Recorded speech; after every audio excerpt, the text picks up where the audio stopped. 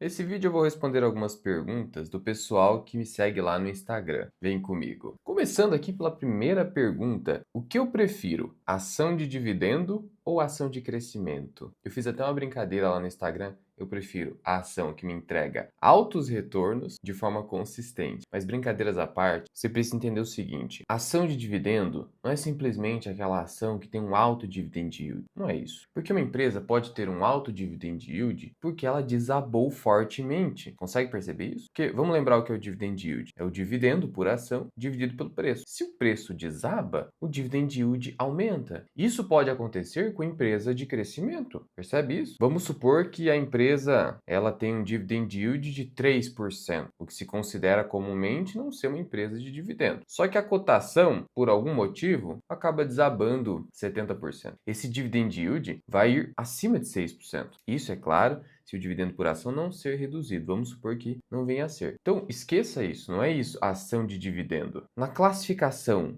clássica, que até o Peter Lynch traz no seu livro, ação de dividendo é a ação de uma empresa que já está madura, especialmente concessionárias de serviço público, água, luz, em que elas não vão crescer mais tanto, nem há espaço para isso, e por conta disso, elas distribuem muitos dividendos. Empresa madura, que distribui muito dividendo. Então a ideia da ação de dividendo está no baixo crescimento, teoricamente falando, e o alto payout. É isso, alto payout e baixo crescimento ou crescimento moderado. Crescimento do que, Luan? Da receita, especialmente da receita. Só que, como investidor de valor, você tem que focar no lucro. Quantas empresas você não viu por aí crescendo receita, mas não cresce o lucro? É um problema. Crescer por crescer não vai te entregar nenhum retorno. Já a ação de crescimento é aquela ação de uma empresa que a gestão retém o máximo possível de lucro líquido, não distribui, paga o mínimo, payout mínimo de 25%. E se o estatuto prever menos do que isso, pode, porque a lei fala que se o estatuto for omisso, aí sim o payout mínimo será de 25%. Sendo assim, a lei deixa margem para o estatuto prever menos do que isso. Então vai pagar o mínimo possível. Por quê? Porque a empresa vai estar usando o capital de terceiro, que é a dívida, e o capital próprio, que é o lucro gerado na operação, para crescer, construir novas lojas, novas fábricas, fazer aquisições de outras empresas. Isso é empresa de crescimento. Por que eu expliquei tudo isso aqui? Para dizer o seguinte: você pode ter as duas empresas na sua carteira. Eu mesmo tenho isso. Tá, me explica aí, Luan. Por que você tem as duas? Porque eu quero uma parcela da minha carteira exposta a empresas que crescem bastante. Claro,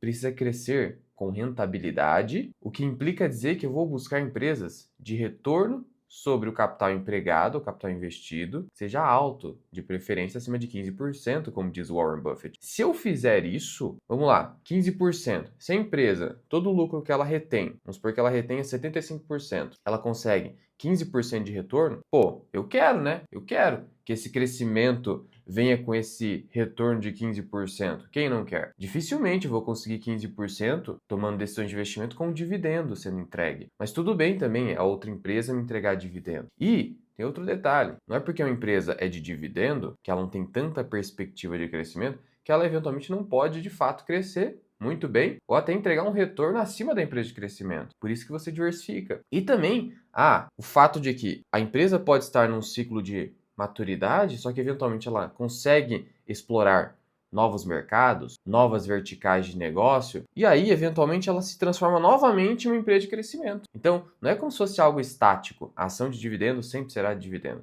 A ação de crescimento sempre será. Na verdade, a tendência é a empresa de crescimento em algum momento amadurecer e se tornar uma empresa de dividendo. E a ação de dividendo, ou ela vai decrescer, perder participação de mercado, ou ela vai continuar madura, ou ainda pode voltar a crescer, encontrando alguma nova oportunidade de mercado. Faz parte. As empresas são dinâmicas, então não fique muito apegado a isso. O principal é: a empresa é um excelente negócio, é um bom negócio, está cotada a preços razoáveis. Fica de olho também no seguinte: esse payout é sustentável, porque às vezes a empresa, só para atrair investidores, especialmente o brasileiro que adora o pinga-pinga, estica o payout acima do que deveria. É preciso ter senso crítico, não ficar nessa coisa rasa. Então eu tenho as duas empresas. Eu não fico apegado a isso. O meu foco é em negócio de excelente rentabilidade, excelente gestão. Claro, eventualmente a gestão pode atrapalhar quando é estatal, mas o foco é esse. Principalmente um excelente negócio que entrega altos retornos. E aí, umas vão ter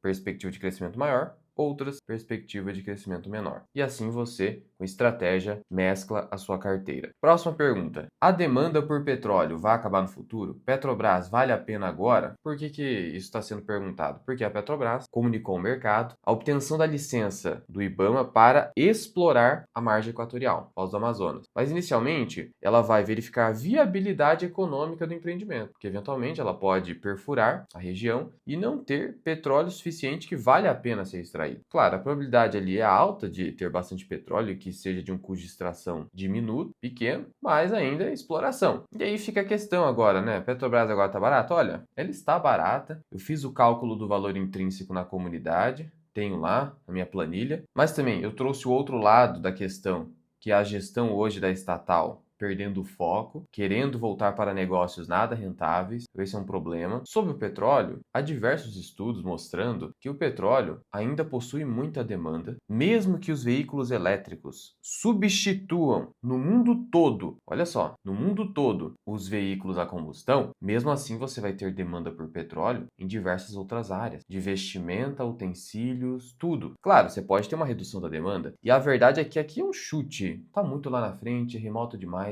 mas o meu chute é que no futuro muito distante, o petróleo será menos demandado por uma eventual transição energética. Mas o fato de ser menos demandado não significa obsolescência, não significa substituição. Então eu não acredito na substituição hoje. Claro, tudo pode acontecer, o futuro é imprevisível, mas você tem que focar no seguinte: foque no agora. A partir das informações do agora, você tenta projetar um pouco para o futuro na condição de investidor. Preveja o presente, como diria o Howard Marks. É isso que você precisa fazer. E de acordo com as informações do presente, o petróleo está longe de ser substituído ou mesmo de a demanda nos próximos anos decrescer. Por isso eu não me preocupo agora com isso. Claro, o papel do investidor é estar atento, estar atualizado, mas agora é tranquilo. Próxima pergunta. O Brasil vai virar uma Venezuela? Olha, obviamente que não. O Brasil está longe, mas longe disso. De novo, cuidado com quem você assiste. Cuidado, porque essa coisa de fazer pânico a todo momento, muitas vezes só te desanima,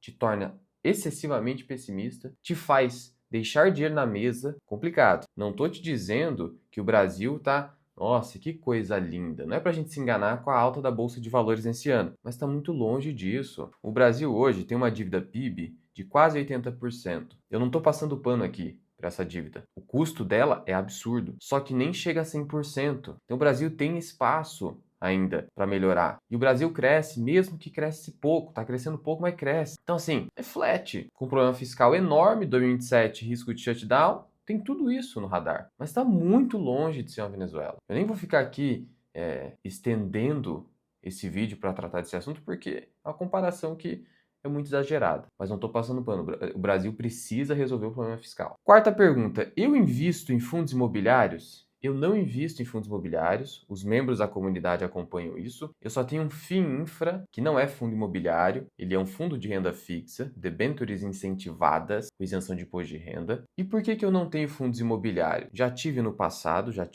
mas o fundo imobiliário, eu sei que muita gente se ofende com isso, eu não quero que você se ofenda, porque o fundo imobiliário é um investimento regular, regulamentado, tem o seu propósito, que é a geração de renda para uma carteira. Mas quando você se sente capaz, aí é um exercício de autoconfiança, de suportar a volatilidade de uma boa carteira de ações e você se sente capaz de, com essa carteira de ações, produzir um retorno superior ao retorno advindo dos fundos imobiliários, negócios imobiliários, você fala: por que eu vou ter fundos imobiliários? Se eu posso ter o melhor, por que eu preciso fazer o trade-off, a escolha, a renúncia de ir para aquilo que não vai me entregar tanto retorno? Eu estou falando isso comigo, porque para você o fundo imobiliário pode fazer sentido. Você precisa de renda mensal, seja porque você realmente precisa na sua carteira, seja porque a renda mensal te estimula a continuar poupando e investindo. E tá tudo bem. Se te gera um conforto psicológico e isso é indispensável para você continuar poupando e investindo, cara, tá tudo certo. Só que eu não preciso disso. E aí é um exercício de autoanálise.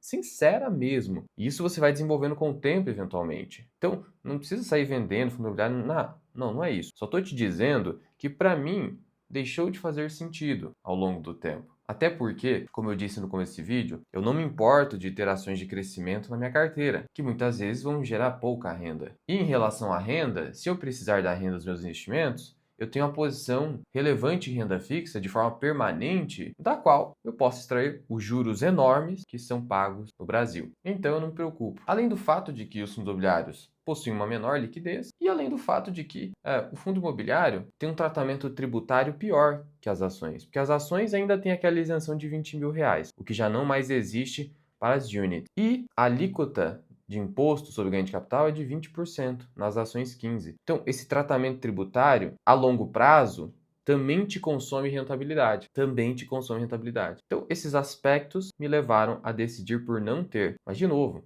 para você pode fazer total sentido, porque você não gosta daquela volatilidade exagerada nas ações, especialmente no Brasil, que você precisa de renda mensal. Tranquilo. Próxima pergunta. Abaixo de R$ 20.000 no mês, por causa da isenção lá das ações. Vale a pena vender na Datacom dos juros sobre capital próprio? E a resposta é não. Você nem deveria pensar nisso. Por que veio essa pergunta? Porque na Datacom você garante, né, o dividendo, mas você tem que vender na DataX. Você já garantiu na Datacom. Se vender na Datacom, provavelmente ele está pensando o seguinte: estou supondo aqui, a ação subiu, né? Porque vai pagar o JCP, vou vender na alta. Para que você vai fazer isso? Tentar ficar pegando essas migalhas de curto prazo, na suposição de que vai dar certo essa estratégia da Datacom, não vale a pena. Primeiro que você não tem certeza. Segundo que nem há uma probabilidade assim alta a seu favor de você ganhar dinheiro com isso. Então, esquece.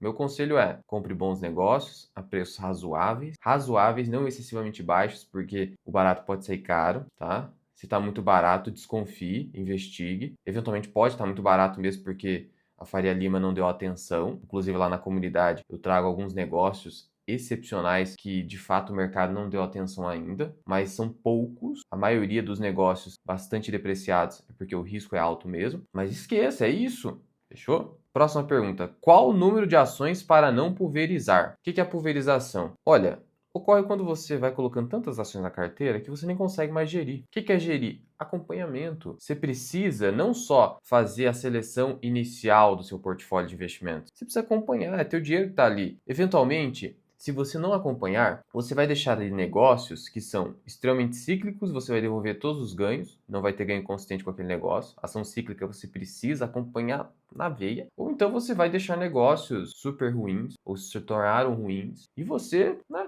fez nada, deixou lá e perdeu dinheiro. Então a necessidade de acompanhamento vem disso, de você acompanhar se os fundamentos de longo prazo de uma companhia que está na sua carteira, eles permanecem. Ou se o ciclo de mercado daquela commodity, por exemplo, ele ainda é favorável. Agora, eventualmente, se você só comprou negócios anticíclicos e de fundamentos muito sólidos, você pode ficar mais tranquilo em relação a acompanhamento. Mas são poucos esses negócios, de tal modo que seu portfólio não ficaria tão diversificado. Sendo assim, para resumir, o ideal é para 99% dos investidores ter uma carteira entre 12 a 15 ações no máximo, talvez até menos. 10 ações já está bom, porque assim provavelmente você consegue acompanhar. Tem gente que não vai conseguir nem acompanhar 6 ações. Então não dá para você sair tendo várias. Claro, para aquele investidor que é dedicado, que gosta, tem que gostar, passa várias horas analisando, pode ter mais, eventualmente. Mas eu não teria mais do que 20, porque acima de 20, cara, você vai enlouquecer de tantos relatórios financeiros que você precisa acompanhar, de fatos relevantes que você precisa analisar, eventualmente